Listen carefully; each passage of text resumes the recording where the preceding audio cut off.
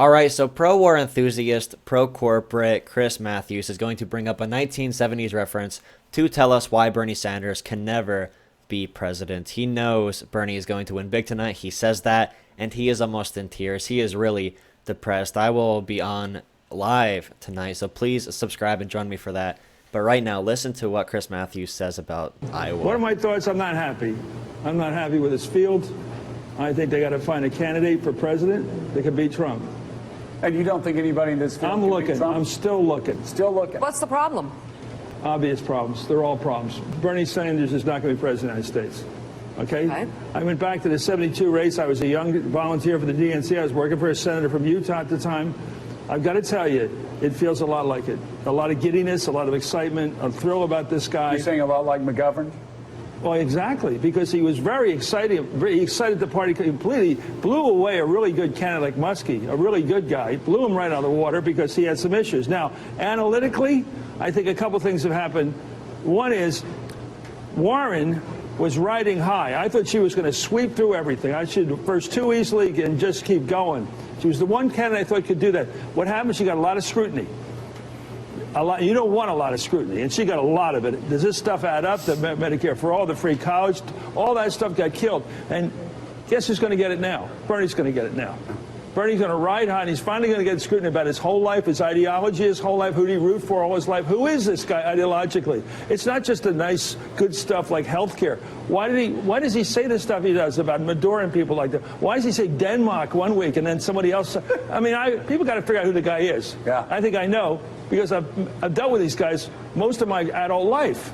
They're usually the guys at the card tables at an war rally. There'll be there some old guy with some old literature from this socialist party to that, trying to sell it, trying to latch on to the anti-war movement. There's always guys like that. And they're usually, you know, as Howard Fine once said, non-negotiable demands, you know, yelling up at the administration building during the anti-war movement. I know them, but I think the country's going to get to know them. I think we got a problem. We'll see. But, you know, nobody's going to say it tonight. They're all going to be cheering. Good old Bernie. You know, I think he's going to win big tonight. I'm still looking for my candidate, someone who could be president, like someone electable, like Hillary Clinton, like Al Gore, like John Kerry, people that have a establishment pedigree and people that know how to serve with the proper experience. Like Obama can never be president. Like Ronald Reagan can never be president. Bill Clinton, are you kidding me? He can never be president. Donald Trump, he will never be president. Bernie Sanders, he will never be president. All right, so there you have it. The guy who was literally wrong about every single political prediction brings up 1972 McGovern to tell us why Bernie Sanders is going to lose, saying people are giddy for him. And whatever, we already know history. We already know what kind of Democrats win. Like 2004, the big argument for John Kerry was, oh, well, we do have an exciting candidate, but we need to pick Kerry because he's the one that can beat Bush. We got to beat Bush.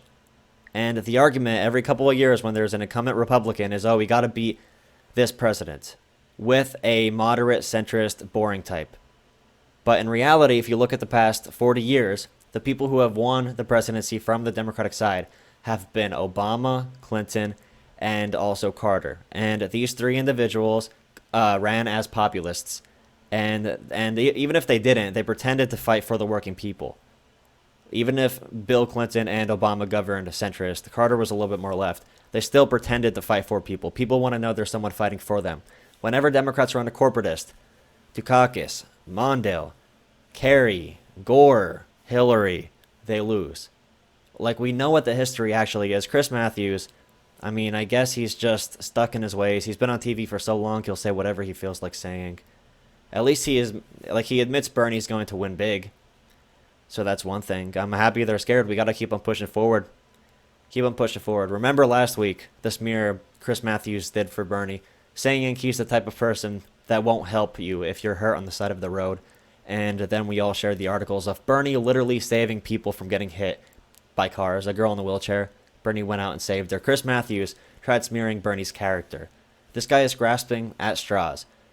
And he's bringing up old articles from 1965 from Bernie saying that he sympathizes with communist regimes or socialist regimes or whatever, as if Americans are going to care about that. They want someone who is fighting for them. We just elected a fascist. We have the track record. We have the receipts. We know who Bernie is.